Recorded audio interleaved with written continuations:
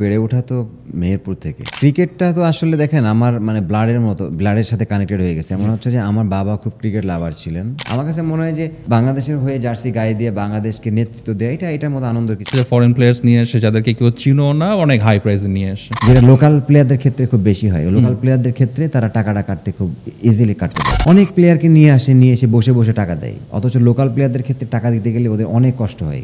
আমরা আমার নিজেদেরকে মূল্যায়ন করতে জানি না। বাংলাদেশ ক্রিকেট টিম একদম টপ। তারপরে যদি আমরা ধরি তাহলে আমাদের এইচপি টিম বা এই টিমকে আমরা বলতে পারি। তারপরে যদি আসি আমরা তখন প্রিমিয়ার লিগের টিমগুলোকে আমরা বলতে পারি। বিপিএলটা ডেফিনেটলি এটা একটা আমি বলবো যে মানির খেলা। ওদের সময় তো ক্রিকেটটা এতটা পপুলার ছিল না, বাট আবাহনী মোহামেডানের খেলা অনেক পপুলার ছিল। হ্যাঁ, বাট এখন যেভাবে প্রফেশন, ওনাদের সময় এত টাকাও ছিল না, বাট তারপরে কিন্তু মানুষ তাদেরকে ভালোবাসতো, রেসপেক্ট দিত।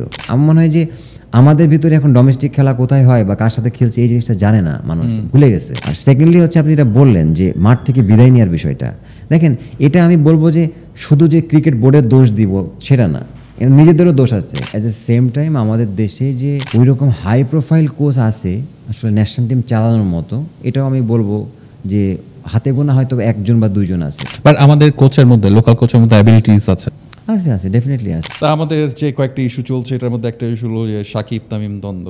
এখানে যাচ্ছে যে ফিতা কাটতেছে, ওর ফোকাস নাই। কিন্তু ভাই একটা মানুষ এত বছর ধরে এক জায়গাতে থাকা, নাম্বার 1 অলরাউন্ডার ছিল, এটা সম্ভব না। আপনি একটা ছেলের ক্যারিয়ার বিল্ড আপ করতে গিয়ে আর 5টা ছেলের ক্যারিয়ার নষ্ট করতেছে, এটা বাংলাদেশ ক্রিকেটের জন্য ভালো না। অনেকে আছে আপনার হিরো বানাচ্ছে, তারা কি হিরো হওয়ার যোগ্যতা রাখে?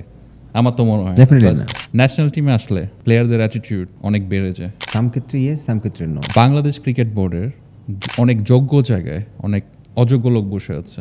Yes or no? ইয়েস ভাই, দেশের লোকজন যদি দেশের লোকজনকে না টানেন, বাইরের লোকজন হাসবে। চলুন আড্ডা দেই।